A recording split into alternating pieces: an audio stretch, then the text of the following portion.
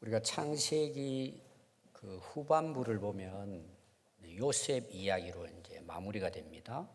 그래서 창세기 37장부터 50장은 요셉을 통한 하나님의 이제 구원의 역사가 이제 펼쳐집니다. 근데 그 요셉의 역사를 보면 요셉을 통해서 이스라엘이, 야곱의 가족들이 애굽으로 이주를 해옵니다.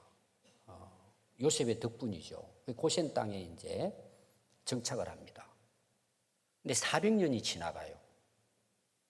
그런데 그 70명이 그쪽으로 이주를 했는데 400년 사이에 200만, 300만 정도로 번성을 합니다. 엄청난 이제 인구가 증가를 한 거죠. 그런데 요셉이 있을 때 바로의 왕이 죽어요. 그 시대를 지나가면서 이제 새로운 왕들이 계속 바뀌어지잖아요. 그래서 나중에 다 요셉의 은혜를 잊어버립니다. 근데 이스라엘 백성들은 번성을 합니다.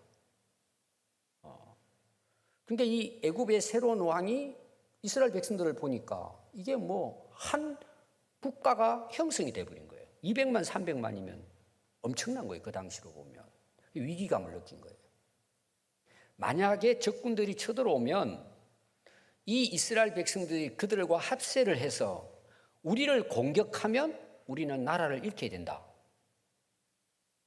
그리고는 그때부터 이스라엘 백성들을 이제 박해하기 시작합니다. 어떻게 하면 저들을 멸망을 시킬까? 멸절시키려고 하는 계획을 가져요. 그래서 어린애가 태어나면은 남자는 그 자리에서 죽이고 여자는 살려라는 거예요. 그걸 공포를 합니다. 그래서 산파들, 오늘 말하면 산부인과 의사, 아기를 이제 받는 그들에게 다 명령을 내립니다. 다 조사를 해서 아이가 태어날 때 그 집에 가가지고 남자아이는 그 자리에서 죽이라는 거예요. 강물에 집어 던지든지 땅에 묻어버리든지 태어난 아이를. 그럼 이스라엘 백성들이 있어서는 어떨까요? 엄청난 비극이죠. 그리고 또 이스라엘 백성들은 더 이상 번성하지 못하도록 고된 노동을 시킵니다. 괴롭히는 거죠. 제대로 살지 못하도록. 그러니까 이스라엘 백성들이 살 길이 없는 거예요. 400년 동안 노예로 살아간 것도 힘든데 이 엄청난 이제 박해와 핍박을 받게 됩니다. 학대를 받습니다. 그런데 출애굽기 1장부터 이 내용이 시작이 되는데 15절부터 보면은 애굽의 왕이 히브리 산파 아기를 받는 사람들에게 명령을 내리잖아요. 죽이라고. 그럼 대부분 한 200~300만 되는 인구인데 하루에 몇 명이나 태어날 것 같아요? 엄청나게 태어나겠죠. 젊은이들. 그때는 또 아이들을 많이 낳았단 말이에요. 그럼 산파가 몇 명이나 될 것 같아요? 제가 볼 때는 셀 수 없이 많을 거예요. 동네마다 한 사람들 있었을 거예요, 아마. 많은 이제 산파들이 있잖아요. 근데 거기 보면은 두 산파 이름이 나와요. 십보라라는 이름하고 그 다음에 부하라는 산파 이름이 나옵니다. 이 사람들은 특별한 사람이에요. 그 수많은 사람 가운데 대부분 어떻게 했을까요? 왕의 명령이잖아요. 안 죽이면 자기가 죽어요. 명령을 불복종한 거잖아요. 이게 다 죽이는 거예요. 근데 이 두 산파는 남자에게 태어나잖아요. 그럼 살려두는 거예요. 안 죽이는 거예요. 왜 안 죽였다고 이야기하느냐? 그들은 하나님을 두려워하고 왕의 명령을 어겼다고 이야기합니다. 계속해서 읽어보면 이렇게 나와요. 그 산파들은 하나님을 경외함으로, 그 하나님을 믿음으로 왕의 명령을 거부하고 거절하고 살려냈다는 거예요. 그럼 이 말은 다를마나 말하면 목숨을 걸은 거예요. 이 아이를 살리기 위해서.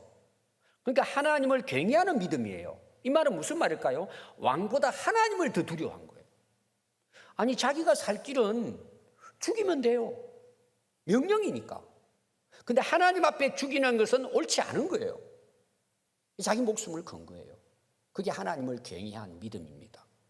그런데 하나님께서 어떻게 하셨느냐? 하나님이 그 산파들에게 은혜를 베푸셨다는 거예요. 그리고 그 산파들 때문에 백성은 더 번성하고 더 강했다는 거예요. 아마 이분들은 적극적으로 다니면서 자기에게 맡은 구역만이 아니고 아마 살리는데 앞장선 것 같아요. 목숨 걸고 순교를 각오한 거죠. 그래서 하나님께서 그들이 하나님을 경외하였으므로 하나님이 그들의 집안을 흥왕하게 했다는 거예요. 그 가운데에서도 하나님은 그 집안을 복되게 하셨다는 것입니다. 그 다음에 두 번째 나오는 인물이 누구냐 하면 모세가 바로 그 시대에 태어난 거예요. 그럼 모세는 태어나면 죽어요. 그것은 산파뿐만 아니라 부모들이 죽여야 돼요. 자기 자식을. 못 죽이니까 산파들이 가서 죽이겠죠. 그 때에 모세가 태어납니다. 모세의 어머니가 요게벳이에요. 여러분 요게벳이 어떻게 했을 것 같아요? 왕의 명령을 어기고 3개월 동안 숨겨두었다 그랬어요. 목숨 건 거죠. 왕의 명령을 어긴 거잖아요. 그리고 갈대 상자에 넣어가지고 거기다가 그 물이 들어오지 않도록 진흙을 바르고 석청을 발라가지고 그걸 나일강 갈대밭 사이에 둔 거예요. 그럼 강가는 바람도 불고 파도 소리도 나고 그러니까 애가 울어도 표가 안 나잖아요. 살리려고. 그리고 중간중간에 가서 뭐예요? 젖도 먹이고. 근데 누가 보초를 섰을까요? 그 누이인 미리암이 가서 이제 보초를 쓰고 있는 거예요. 혹시 어떻게 될까 해서. 여러분 그 모세의 아버지와 어머니 이름이 나옵니다. 오늘 읽은 그 제가 이야기하는 출애굽기는 나오지 않아요. 민수기 26장 59일에 보면 아므람이에요. 아브람 있고 아므람이 있습니다. 아므람은 모세의 아버지예요. 아므람의 처의 이름은 아내의 이름이 요게벳이라 레위의 딸이요 애굽에서 레위에게서 난 자라. 그가 아므람에게서 아론과 모세와 그의 누이 미리암을 낳았다고 나와요. 이 모세의 아빠는 누구라고요? 아브람을 생각하면 돼요. 아므람. 엄마는 요게벳이에요. 그럼 여러분 그 당시 부모의 마음이 어땠을까요? 모세의 부모의 마음이 어땠을까요? 조마조마했겠죠. 걸리면 어떻게 돼요? 죽는 거예요. 어떤 경우는 아론도 누이도 집안이 몰살할 수 있어요. 그런데 이 부모가 숨겨서 3개월 동안 키우고 갈대밭에 둡니다. 그건 뭔 이야기일까요? 목숨 걸은 거예요. 모세를 살리기 위해서. 그래서 갈대밭에 두었는데 어느 날 미리암이 보니까 그 바로의 딸 공주가 그 나일강에 목욕하러 온 거예요. 그리고는 그걸 목욕을 하면서 시녀들과 아기를 봅니다. 그래서 이 공주가 데려오라 그래요. 봤더니 너무 애가 이쁜 거예요. 그래서 내 아들로 삼겠다. 데려가자. 미리암이 다 망보고 있었잖아요.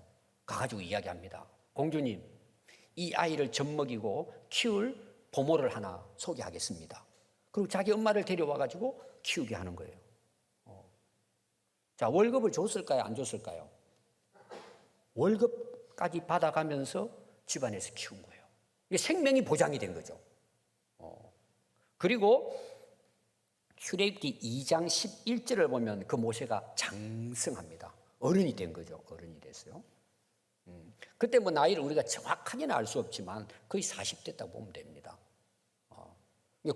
그 궁궐에 살아가는 그때 성장을 해 장성했습니다. 그 모세가 어느 날 한 번은 자기 형제들을 보기 위해 나가요. 그 형제는 누굴까요? 이스라엘 백성들이에요. 히브리인들이에요. 고된 노동을 하고 있는 자기 형제들이 생각이 나가지고 궁궐에서 나와가지고 그 노동하는 그 고난을 받는 그들에게 다가갑니다. 갔더니 거기 보면 이런 이제 이야기가 나와요. 자기들의 형제에게 나가서 그들이 고되게 노동하는 것을 보고 계속 이렇게 나옵니다. 그래서 보고 있는데 아니 그 바로의 그 군인들이 지켜보고 있으면서 자기 형제인 히브리인이 뭐 좀 일을 좀 잘못해서 가더니 돌멩이로 치고 막 죽이려고 하는 거예요. 막 피가 나고 막 오늘 막 폭행을 하는 거죠. 막 완전히 그냥 짐승처럼 대하는 거예요. 이 모세가 막 분이 막 참을 수가 없어 가가지고는 둘러보고는 죽이고는 땅속에 묻어버립니다. 근데 이게 탄로가 나요. 그래서 결국은 바로 왕이 알고는, 바로 왕이 알잖아요. 히브리 아이인 줄 알잖아요. 데리고 양자로 키우긴 했지만 열받은 거예요. 내가 너를 어떻게 데려와서 살려 키웠는데 이놈이 그러고 죽이고 라고 하는 거예요. 그때 이제 모세가 미디안으로 도망을 가는 내용입니다. 그게 이제 40년 동안 왕궁의 생활의 결론이에요. 그럼 여러분 여기 보면은 모세가 성장하여, 오늘 말은 장성하여 어른이 됐다는 거예요. 물론 그 안에도 엄마인 요게벳을 통해서 너는 히브리인이야, 하나님의 백성이야, 하나님 약속한 백성이야, 신앙적인 교육을 했겠죠. 그 결과라고 볼 수 있습니다. 그러니까 형제들을 보러 나갔잖아요. 장성했을 때 이런 말이 나와요. 이걸 오늘 우리하고 좀 비교를 하면은 우리가 이제 철이 들었다, 저분이 참 성장했다, 어른이 됐다, 성숙했다. 그럼 그 성숙이 뭘까요? 오늘 우리로 말하면 또 내 신앙이 성숙됐다, 신앙이 좋아지고 성장했다, 믿음의 어른이 됐다. 그건 뭘 것 같아요? 보는 게 다른 거예요. 전에는 히브리인들을 어릴 때는 몰라요. 내 백성인 줄은 몰라요. 엄마가 이야기는 했겠지만 자기 형제인 줄은 몰라요. 나는 지금 왕자로 살고 있는 거예요. 왕궁에서 최고의 VIP 대접을 받고 자라는 거예요. 그러니까 보이는 게 없어요. 자기가 최고예요. 근데 어른이 되면 어떻게 될까요? 다른 사람이 보이는 거예요. 아파하는 사람이 보이는 거예요. 우리 형제들이 고난 당하는 것이 보이는 거예요. 여러분, 그전에는 안 보입니다. 자기만 보이죠, 자기만. 나이를 먹어서, 나이는 어른인데 자기만 보고 사는 사람들은 어린 애기입니다. 제가 이제 우리 그 부부, 나이 먹어서 이제 결혼해서 살아가다 보면 처음에는 잘 지내죠. 나이 먹다 보면 이제 부부끼리 갈등이 생기잖아요. 제가 얼마 전에도 그 우리 성경대학 하면서 제가 나눈 내용이에요. 남자들은 속이 비었다. 이게 무슨 말이냐? 자기밖에 몰라요. 아니, 나이는 이미 40, 50, 60대 가는데 자기만 보는 거예요. 자기만. 가족들이 안 보이는 거예요. 자기 기분대로 사는 거예요. 저는 그런 가정에 살았잖아요. 안 믿는 가정에서. 가족 뒷전이에요. 자기 즐겁고 쾌락을 누리면 되는 거예요. 그거는 우리나라뿐만 아닙니다. 전 세계적으로 마찬가지입니다. 여러분, 어른이 됐다는 것은 가족들이 보이기 시작하는 거예요. 아내가 고생하는 게 보이는 거예요. 자식들이 어떻게 살아가는지 보이는 거예요. 부모가 보이기 시작하는 거예요. 집안이 보이고, 셀 가족들이 보이고, 교회가 보이고, 이웃이 보이고, 나라가 보이는 거예요. 그래서 인물이 되는 거예요. 하나님께 쓰임 받게 되는 거예요. 여러분, 자기만 보는 사람은 평생을 가도 하나님 나라가 보이지 않습니다. 다른 사람 보이지 않아요. 여러분, 십계명부터 해가지고 계명에 가장 중요한 게 뭐예요? 하나님 사랑하고 이웃을 내 몸같이 사랑하는 거잖아요. 이웃이 보인단 말이에요. 나라가 보인단 말이에요. 이 아픔을 안고 기도하고 하나님께 나아간단 말이에요. 여러분, 그런 가정은 날마다 새로워집니다. 기쁨 있고 평안이 있습니다. 그런 교회도, 그런 나라도 마찬가지입니다. 그럼 오늘 여러분, 우리가 권력을 가지고 계속해서 지위가 상승되는데 과연 나라가 보이고 백성이 보이고 이웃이 보이는 사람이 얼마나 될까요? 이건 보이지 않으면요, 자기 멋대로 사는 거예요. 자기 명예와 영광을 위해서 자기 이름만 내세우기 위해 산단 말이에요. 근데 모세는 장성했을 때 이걸 본 거예요. 이게 오늘 히브리서 읽은 말씀의 사실은 배경이기 때문에 제가 여러분들에게 좀 자세하게 설명을 드린 것입니다. 그리고 여러분, 출애굽기 2장 23절을 보면 구체적으로 바로 왕이 이스라엘 백성을 괴롭히는 내용이 나와요. 이제는 더 이상 이스라엘 백성들이 살아갈 수가 없는 거예요. 다 죽게 생긴 거예요. 그때 이스라엘 백성들이 하나님 앞에 탄식하며 부르짖습니다. 이제 우리 죽었습니다. 희망이 안 보이는 거예요. 이스라엘 백성들이 그렇게 괴롭히려고 했는데도 계속해서 번성되니까 이제는 아주 그냥 전체 말살시킬 정책을 펴는 거예요, 바로가. 이스라엘 백성은 살아날 길이 없는 거예요. 희망이 안 보이는 거예요. 그래서 하나님께 부르짖고 탄식하고 기도합니다.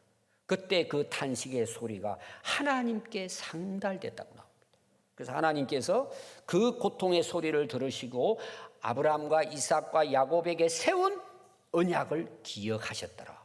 하나님이 이스라엘 백성들에게 아브라함에게 미리 약속하신 언약이 있습니다. 하나님이 그걸 들으시고 돌보시고 기억하셨더라. 이 말은 무슨 말이냐? 하나님이 그 약속하신 것을 이루기로 마음먹었다, 이런 뜻이에요. 그 하나님의 언약이 어디 나오느냐? 창세기 15장 13절 14절에 이미 이스라엘 백성들이 애굽에 들어가기 전부터 하나님이 약속했습니다. 이런 내용이에요. 여호와께서 아브라함에게 이르시되 너는 반드시 알아라. 내 자손이 이방에서 객이되어 그들을 섬기겠고 그들은 400년 동안 내 자손을 괴롭히게 될 것이다. 그들이 섬기는 이 애굽이라는 나라를 내가 징벌하며 그 후에 내 자손의 이 큰 재물을 이끌고 나오게 될 것이다. 애굽에 대한 예언을 아브라함 시대 때 하나님께서 약속을 하셨습니다. 거기 보면 하나님께서 400년 동안 거기 있는데 그걸 괴롭히고, 그러나 결국은 그들이 애굽에 나올 때는 그들의 물품을 다 취해가지고 나오게 할 것이라는 거예요. 그래서 출애굽기 12장 35절부터 보면 이스라엘 백성들이 거기에서 이제 나오는 장면이 나와요. 10가지 재앙에서 마지막 장자 재앙에서 손들잖아요. 바로가 제발 좀 떠나주십시오. 백성들도 다 죽게 생겼으니까 제발 당신들 나가주시면 감사하겠습니다. 이제 이런 정도 된 거예요. 그러니까 하나님께서 약속하신 대로 하나님께서 모세에게 이야기합니다. 내가 너희들에게 이미 약속을 했는데 애굽 사람들의 건 폐물 의복을 구하라고 이야기합니다. 왜? 하나님께서 이미 약속을 했으니까. 그래서 모세가 바로에게 이제 가서 하나님께서 그렇게 말씀하셨다고 이야기를 합니다. 그래서 그들이 애굽의 물품을 다 취하여 가지고 그들이 애굽에서 나왔다고 이야기합니다. 자, 그들은 지금 400년 동안 노예 생활은 아니에요. 요셉의 시대 때는 그들이 대우를 받았죠. 그게 이제 몇 년인지는 몰라요. 이제 요셉이 돌아간 나이나 그 다음에 어느 정도 왕들이 알고 있을 때를 빼면은 상당히 최소한 200~300년은 고난을 받았다고 볼 수 있어요. 그러면 그때는 노예 생활이잖아요. 완전히 종노릇 한 거예요. 월급 받았을까 안 받았을까요? 1푼도 안 받죠. 죽이려고 하는데 마지막에는. 근데 하나님께서는 그들이 거기서 노예로 종으로 그 죽을 고생을 하면서 노동을 하고, 오늘 말하면 건물을 짓고 하는데 그들이 목숨을 걸고 얼마나 많은 사람이 죽었을까요? 1푼도 월급 받지 못한 거예요. 근데 하나님께서 어떻게 하셨어요? 마지막 떠나실 때 적금에다가 이자에다가 전부 다 그동안에 노예로 고생한 노동의 월급의 몇 배를 더 받아가지고 나오도록 하나님이 인도하셨다는 거예요. 아멘. 우리가 살아가면서 참 어려움을 당할 때도 있죠. 손해볼 때도 있고, 내가 하나님의 이름을 위해, 주님을 위해 살아가는데 억울함을 당하고 할 때 있죠.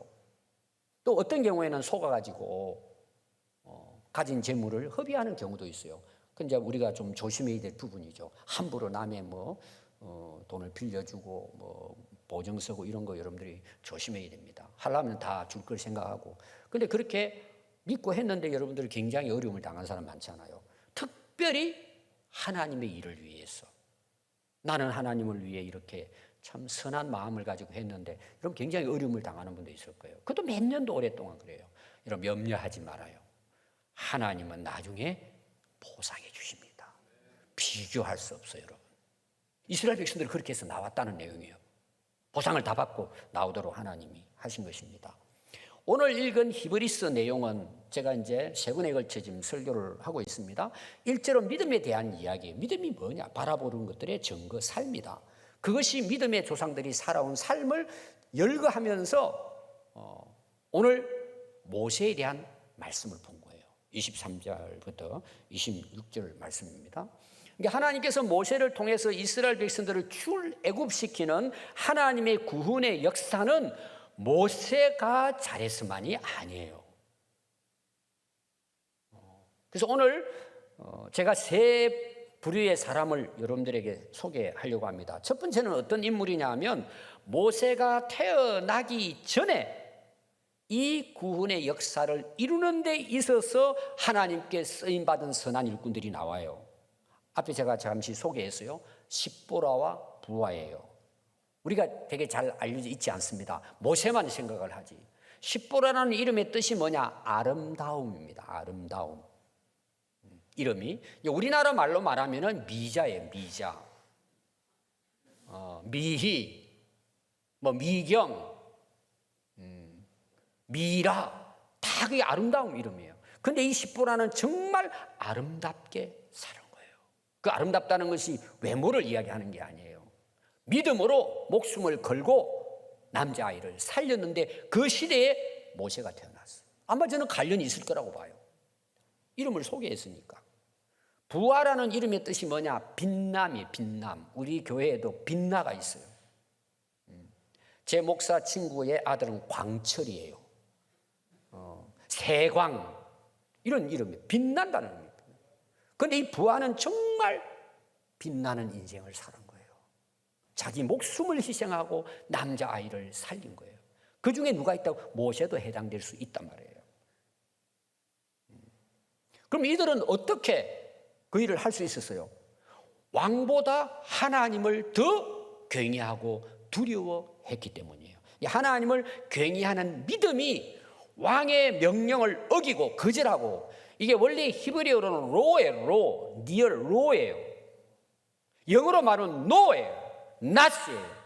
아니다, 못한다, 이런 거예요. 오늘 우리나라 말하면 뭘까요? 부정하고 거부했다는 거예요. 왕의 명령을. 왜? 하나님을 경외하는 믿음으로 거절했다는 내용이에요. 그것이 이 두 산파의 하나님을 경외하는 믿음에서 나온 결과예요. 오늘 여러분 23절에 소개되는 믿음의 사람이 나오는데 모세의 부모입니다. 아까 제가 소개했죠. 아버지 이름이 누구라고요? 아므람. 엄마 이름은 요게벳입니다. 그러면 엄마의 요게벳 이름은 뭘까요? 하나님은 영화로우시더라. 이름이. 다시 말로 말하면 그 부모가 너는 하나님을 영화롭게 하는 딸이 되라는 거예요.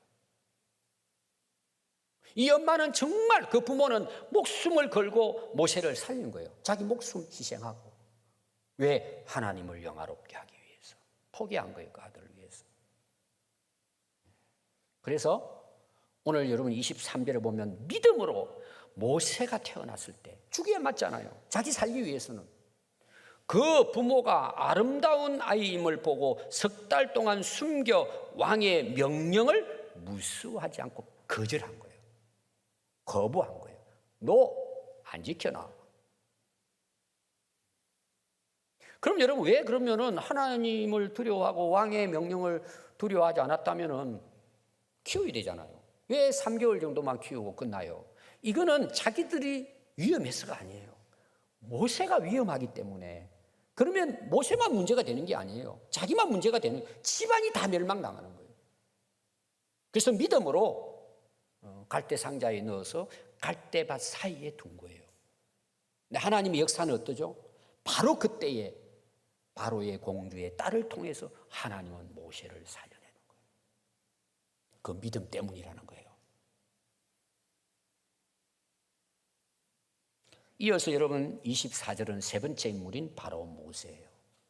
거기 보면은 믿음으로 모세는 장성하여 바로의 공주의 아들이라 칭함받기를 거절했다는 거예요. 그리고 도리어 하나님의 백성과 함께 고난받기를 잠시 죄악의 낙을 누리는 것보다 더 좋아하고 그리스도를 위하여 받는 수모를 애굽의 모든 보화보다 더 큰 재물로 여겼으니 이유는 나는 하늘의 상을 바라보기 때문이다. 그게 모세의 믿음이라는 거예요. 여기 세 가지로 우리가 나누어서 구분할 수 있습니다. 여러분, 오늘 사람들이 바라는 게 뭘까? 대개 여러분들이, 자, 뭐 교회에 왔다고 생각합시다. 여러분들의 이름을 인정해주고 칭찬해주고 존경해주면 어때요? 안 좋습니까? 우리는 바라잖아요. 바라잖아요. 근데 좀 싫은 말을 해요. 마음에 좀 거슬러. 그분은 그런 뜻은 아닌데 들어보니까 좀 나를 무시하는 것 같아요. 또 그런 사람 있죠. 남을 막 함부로 무시하는 사람도 교회 안에 간혹 있어요.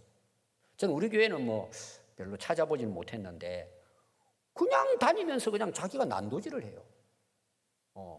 우리 교회는 아마 그런 사람 없어요. 그런 사람은 우리 교회는 못 견디죠. 그런 사람은 인정을 못 받아요. 그러나 그런 말을 들어도 우리는 어때요? 흔들리지 않는 거죠. 우리가 칭함받는다, 불림을 받는다, 여기에 우리가 너무 약합니다. 저도 그게 마찬가지예요. 제가 이제 어떤 그 팀들을 얼마 전에 만났습니다. 제 이야기를 좀 했어요. 우리 성도들한테 항상 제가 부담과 미안한 마음을 갖고 있다. 우리는 막 훈련시키잖아요, 훈련. 제자 훈련. 또 제 설교가 뭐 잘 되십시오. 물론 복 받는 것도 제가 기도한다고는 하지만 우리 이렇게 살자는 것이 제가 항상 메시지의 목표예요. 하나님이 원하는 대로 우리가 살자. 어차피 우리가 믿음대로 살다 가는데 우리가 말씀대로 살다 가자. 이게 부담이 되잖아요. 그래서 제가 물어봤어요. 제가 성경대학도 하면서 이제 이런 걸 물어봅니다. 이번 설교도 참 부담이 되죠. 저는 어떨까요? 그랬어요. 저는 더 부담됩니다. 여러분들 한 주간 힘들고 어렵게 살아와서 지치고 힘 좀 얻고 격려와 위로도 받고 좀 갔으면 좋은데, 그러나 저는 그런 마음은 없다. 괴롭히려고 하고 이게 아니라 우리 이렇게 살아야 되지 않겠나. 열심히 살고 성공하는 건 중요하지만 누구 때문이냐 우리가. 이건 좀 우리가 바로 알아야 되지 않느냐. 그랬더니 그분들이 그러더라고. 목사님, 저는 전혀 그렇게 생각하지 않아요. 물론 제가 그런 것 때문에 막 위로가 받고 이런 건 아니지만, 그래도 성도들이, 우리 교회 제가 감사한 것이, 그걸 그대로 받아들이는 부분들이 대부분이구나. 그래서 제가 그랬어요. 나 계속 그럼 이렇게 설교할게. 여러분들 아마 제 설교를 들어서 아실 거예요. 여러분도 부담 느끼고, 저는 더 부담이 돼요. 그러나 이것이 살 길이에요. 여러분 분별해야 돼요. 분별해야 돼요. 칭함받는 거 여러분 너무 좋아하지 마세요. 날 무너뜨릴 수 있어요. 그렇다고 여러분들 함부로 남을 비판하고 막 이런 것을 하라는 뜻이 아니에요. 제대로. 여러분, 이 자녀 교육도 해당이 되는 거예요. 오늘 우리 한국의 자녀 교육을 망친 근본 원인은 부모예요. 네가 잘했대. 우리 자식이 제일이야. 이번에 제가 환영할 만한 뉴스를 봤어요. 우리 선생님들의 규례를 만들어요. 조례를. 이런 아이들은 이렇게 벌 주세요. 이제 그게 제가 보니까 뭐 제 마음에 쏙 들지는 않는데, 엄마들 난리예요. 자기 자식밖에 몰라. 그 자기 자식을 죽이는 줄은 몰라요, 그걸. 부모가 모르니까, 부모가. 혼낼 애들은 혼내야 맞죠. 여러분, 그런 선생님 계시면은 밥 사드리세요. 내 자식 사랑하는 거예요, 그게. 근데 지금 부모들 어떻게 해요? 선생님이 잡아 죽이려고 그래. 우리 교회 선생님들이 많아요. 교장 선생님도 있었고. 그분 만나서 이야기하면, 목사님, 전에는 제가 젊었을 때는 정말 교사라는 자부심을 가지고 했는데 다 포기했다 그러더라고요. 엄마들 때문에 못하겠대. 이제 그분은 은퇴하신 이제 선생님이신데, 여러분 부모들 정신 차려야 돼요. 내 자식이 잘못했으면 벌 내려야 돼요. 아멘 안 하잖아요, 여러분. 내 자식만 좋아하고 온갖 나쁜 짓 해도 괜찮다는. 그래서 나라가 망하는 거예요. 여러분, 칭함받는 거 조심해야 돼요. 물론 우리가 정말 잘해서 존경받을 만하면 존경해야죠. 그럴지라도 여러분들은 허파에 바람 들어가면 안 돼요, 여러분. 항상 조심해야 돼요. 모세 안 보세요. 모세는요, 가만히 있으면 왕의 자리예요. 이건 엄청난 거예요. 모세라는 이름은 공주가 지어줬어요. 물에서 건져 살렸다는 뜻이거든요. 그런 처참한 상황에 있는 모세를 하나님 살려서 공주의 아들 되고 바로의 왕을 이을 대타가 된 거예요. 얼마나 멋있어요. 맹함에다가 공주의 아들 누구누구, 앞으로 바로의 왕을 이은 영순이, 얼마나 좋아요. 가만히 있으면 권력에 올라가요. 여러분, 이거 내려놓는다? 이걸 거절한다? 쉽지 않아요. 근데 왜 가능했다고요? 믿음으로. 모세는 하나님을 믿었기 때문이라는 거예요. 그럼 그걸로 그냥 끝났을까요? 이어서 계속 나옵니다. 모세는 믿음으로 잠시 죄악의 쾌락을 즐기는 것보다 하나님의 백성들과 함께 고난받기를 더 좋아했대요. 자, 거기 강조점은 우리가 앞에 나오는 것은 뭐 잠시의 쾌락이에요. 죄악의 쾌락이에요. 한번 보세요, 여러분, 세상. 오늘 우리가 원하는 인생의 행복과 즐거움이 어디예요? 세상적인 쾌락이에요. 그게 잠시 지나가요. 우리 나이 드신 분들 제가 널리 물어보세요. 다 한때 있었어요. 다 지나가요. 잠시에 잠시. 우리는 이 잠시에 목을 매는 거예요. 왜 그럴까요? 믿음이 없기 때문에. 이 쾌락, 이 낙 즐기기 위해서 인생을, 젊음을 다 거기다가 매몰시켜버리는 거예요. 근데 모세는 알았어요. 그래서 이스라엘 백성들이 지금 고난당하고 있잖아요. 형제들의 어려움을 봤잖아요. 그래서 그거 다 포기하고 거절하고 그들과 함께 고난받는 것을 더 좋아했다. 중요한 건 더 좋아한 거예요. 그냥 억지로 아이고 할 수 없이 이게 아니에요. 더 좋아한 거예요. 이거는 가치관의 변화예요. 믿음은 지난주 설교도 그렇고 가치관의 변화예요. 뭘 가치 있게 볼 수 있느냐? 그 눈이에요. 모세는 믿음으로 이걸 본 거예요. 여러분, 이걸 포기하고 거절하고 거부하고 고난의 길을 간다? 여러분, 오늘 우리 신앙생활 한번 보십시오. 알아요. 다 알고 있어요. 이것이 하나님의 뜻이라고, 하나님이 기뻐하는 일이라고 하지만 이게 힘들어요. 그 가는 길이 고난의 길이에요. 누가 갑니까, 여러분? 알아요. 피해가요. 제가 이제 하는 예 중에 이거예요. 제가 이제 목회자로서 저는 개척을 했기 때문에 또 고생하면서 저는 신앙생활을 했습니다. 핍박이 있고 농촌 가서도 또 저는 선교지를 다니잖아요. 근데 제게는 별로 어렵지는 않아요. 재밌어요. 저는 고생을 해봤기 때문에. 교회 여러분들이 다 아시겠지만 우리가 할 일이 얼마나 많아요. 개척해가지고 막 건축하고 막 해요. 그래서 우리 청년들이 항상 제가 고마운 것이 부르면 다 나와요. 젊은이들 나와가지고 다. 그래서 우리 젊은 또 남전도에 우리는 그냥 뭐 노가다 하는 거 그냥 뭐 오는 거 보면은 기쁨으로 해요. 근데 간혹 이럴 때가 있어요. 제가 이제 하다 보면 저는 그냥 재밌게 해요. 뭐 맨날 그것만 하는 건 아닌데 뭐 꽃을 심는다든지 나무를 가꾼다든지 이렇게 한단 말이에요. 근데 이렇게 하다 보니까 저기 누가 와요. 제가 누구 오는지 알죠. 그래서 제가 가만히 있습니다. 안 부릅니다. 그럼 오는 사람이 있고 안 오는 사람이 있어요. 안 오는 사람은 왜 안 올까요? 제가 오면 걸리면 저는 일 시키니까.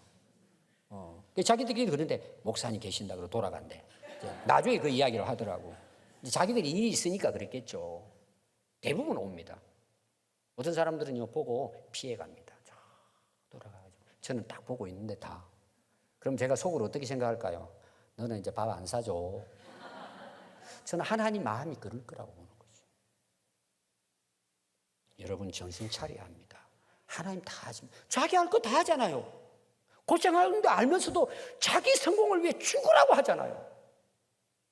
근데 하나님의 영광을 위해서, 하나님 백성을 위해서, 영혼 살리는 걸 위해 누가 그 길을 가려고 하냐 말이에요. 그래서 저는 우리 성도들을 감사하다 그랬죠. 특히 우리 선교팀들 앞서서 합니다. 앞서서.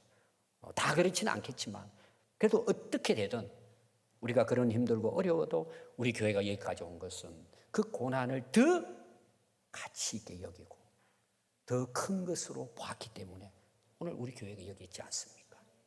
세 번째입니다, 여러분. 모세는 믿음으로 그리스도를 위하여 받는 수모와 고난을 애굽의 모든 보물과 재산과 풍족한 삶보다도 더 큰 재물로 여겼다. 이유가 뭘까요, 여러분? 오직 하나님께서 하늘에서 주실 상을 확신하고 그 상을 바라보았기 때문이라는 거예요. 여러분, 믿음이 뭐예요? 하늘의 상을 볼 수 있는 거예요. 그러니까 그 고난의 길로 뭐예요? 오히려 하나님의 백성과 고생하지만 애굽의 모든 보물과 재산과 권력, 풍족함보다 이 하나님의 나라를 위한 그리스도가 우리를 위해 십자가에 돌아가신 그 고난과 함께 누릴 하늘의 큰 재물을 바라봤다는 거죠. 가치관이 다른 거예요, 여러분. 여러분, 가치관 변화 자주 제가 이야기하는데 여러분들이 그거 다 경험하는 거예요. 다 경험하는 거예요, 여러분. 세상 것 여러분 지금 즐겁죠? 재밌죠? 거기다 투자한단 말이에요. 자기 이름 위해서, 자기 명예 위해서 다 투자해요. 여러분 다 투자. 여러분 가보세요, 나중에. 여러분 대통령도 감옥 가는 시대예요, 지금.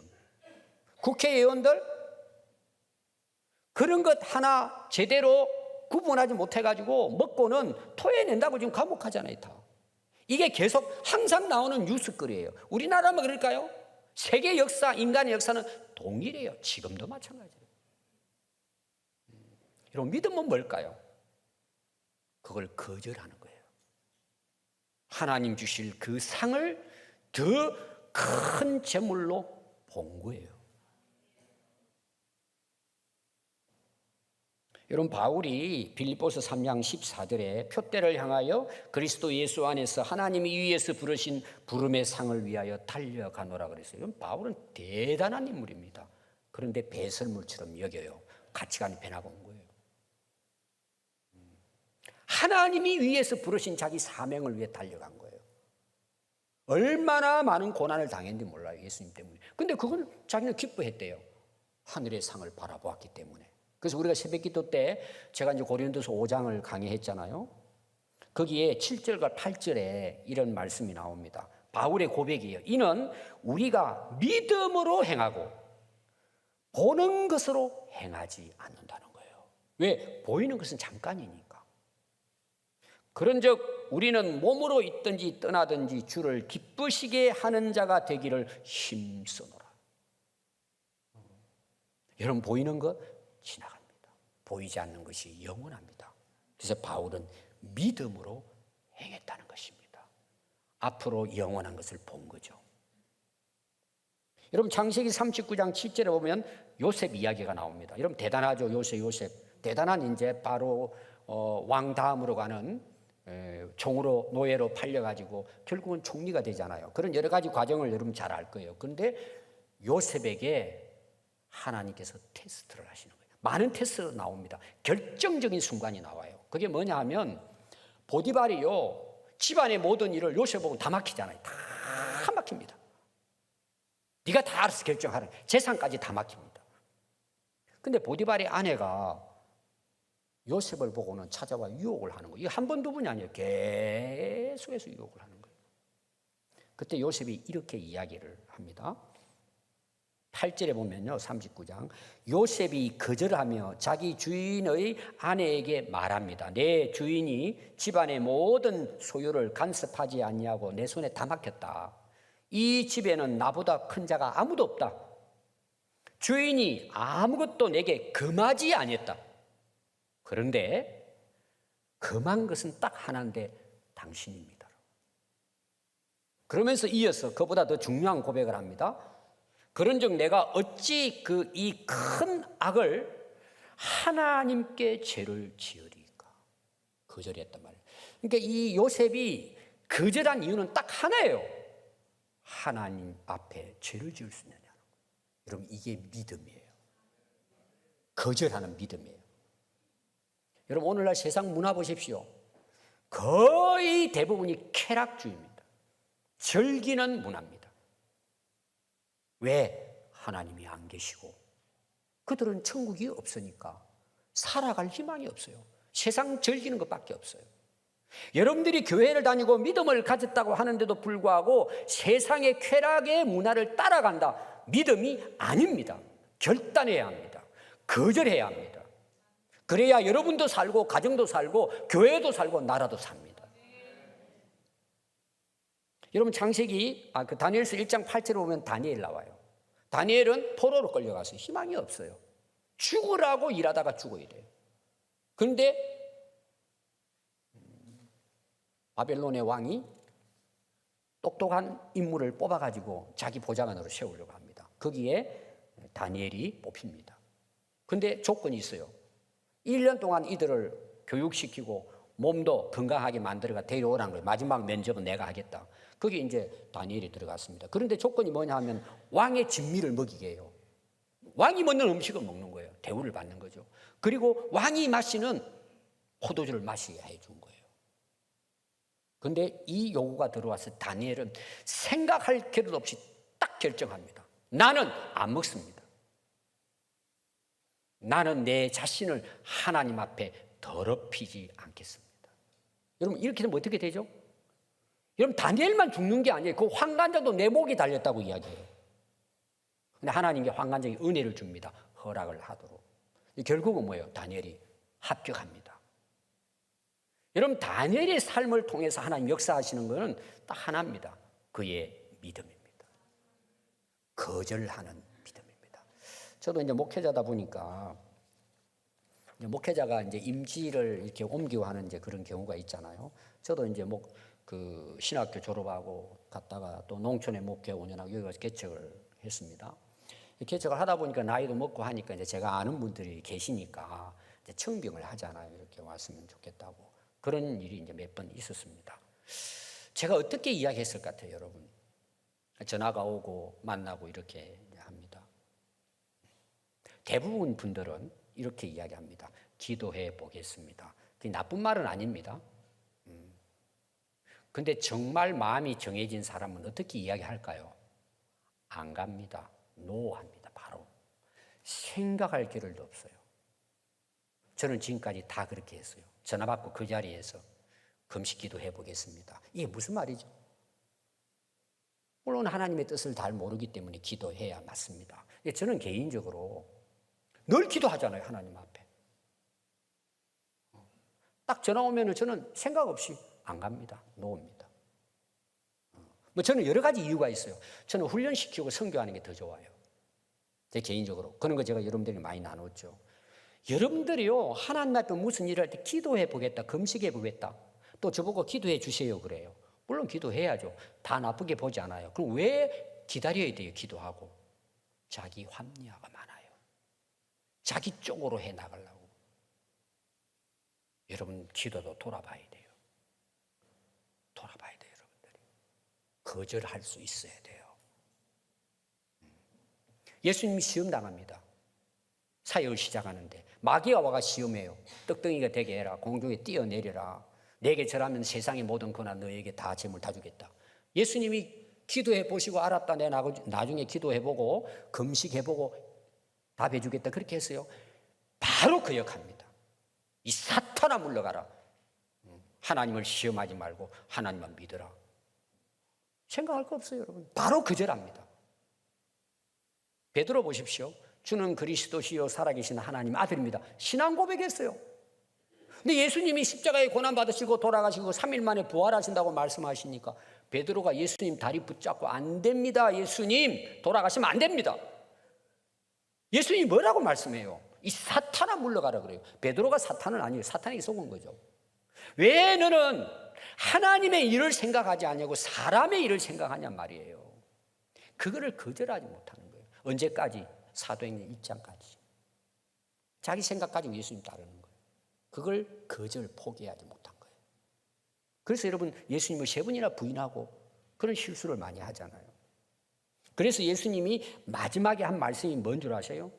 마태복음 16장 24절에 이에 예수님께서 제자들에게 이르시되 누구든지 나를 따라오려거든 자기를 부인하고 자기 십자가를 지고 나를 쫓으라는 거예요. 여기 자기를 부인한다는 말이 뭘까요? 여기 부인이라는 것은 이런 뜻이에요. 내 것이 아니다 이런 뜻이에요. 자기를 포기하는 거예요. 여러분 이게 쉬운 일이 아니에요. 그래서 믿음은 거절하는 능력이고 그것이 믿음이에요. 여기 거절이라는 뜻이 뭔 줄 아세요? 한자를 찾아보면 이런 거예요. 사람이 나한테 제의를 해요. 타협을 하는 거예요. 와가지고 요구를 합니다. 뭘 가지고 왔느냐? 금품을 가져온 거예요. 오늘 말하는 돈 봉투를 가져온 거예요. 이거 이렇게 합시다. 이렇게 해주면 내가 이 돈 주겠습니다라고 이제 돈을 가져온 거예요. 거절은 거기에서 나온 거예요. 그런데 어떻게 하냐? 거절하는 그걸 받아들이지 않고 물리친다. 그게 원래 거절의 뜻이에요. 오늘 세상은 돈이면 다 되는 시대라고 사람들이 이야기해요. 오늘 우리 크리스찬도 마찬가지예요. 자기 명예, 돈, 재물 거절하지 못하는 거예요. 여러분 지금 보세요. 그것 때문에 수도 없이 많은 사람들이 감옥 가고 있습니다. 그런데도 그 길을 갑니다. 우리가 정말 하나님을 믿는다면 거절해야 합니다. 사단 마귀는 지금도 우리를 시험하고 유혹합니다. 믿음이 뭡니까? 하나님 앞에 악한 것은 거절하는 것입니다. 그게 믿음의 용기입니다. 그래서 제가 이 설교를 하면서 인터넷 글을 한번 찾아봤으니 이런 제목이 있었어요. 거절도 용기다. 글입니다. 제가 읽어드리겠습니다. 어렵게 한 부탁을 거절하기 어려워 허락한 일이 얼마나 많은가. 마음이 약해서 거절할 수 없어 가까운 친구라서 이유는 많다. 하지만 약속해 놓고 마음이 불편한 게 한두 번이 아니다. 관계가 어긋나기도 한다. 아닌 것은 들어주지 말자. 감당할 것만 들어주자. 서운해해도 소신을 밝히자. 당시에는 안타깝고 마음에 걸려도 나중에는 잘했다고 생각할 것이다. 거절이 쉽지 않지만 허락하고 뒤척일 것 같으면 용기를 내자. 거절도 용기다. 거절이 믿음입니다. 하나님은 거룩하신 분이고 하나님은 거룩한 사람을 통해서 거룩한 역사를 이루십니다. 거룩은 세상과 구별된 믿음의 사람의 삶입니다. 그 구별된 삶은 가정을 살리고 세상을 살리고 교회를 살립니다. 세상적인 것들 결국 잠시인 헛된 탐욕과 욕망을 거절하지 않으면 우리는 그리스도인답게 살아갈 수 없습니다. 그러나 거절은 결코 여러분 쉽지 않습니다. 사단 마귀는 끊임없이 달콤하게 우리를 유혹하고 접근합니다. 여러분 우리가 거절할 수 있는 가장 큰 이유는 오직 하나님, 오직 예수 그리스도를 바라보고 사는 믿음뿐입니다. 사탄 마귀가 어떤 유혹을 해도 우리가 이기고 거절할 수 있는 것은 오직 믿음뿐입니다. 이 믿음이 오늘 저와 여러분들의 믿음이 되어야 합니다. 기도하겠습니다.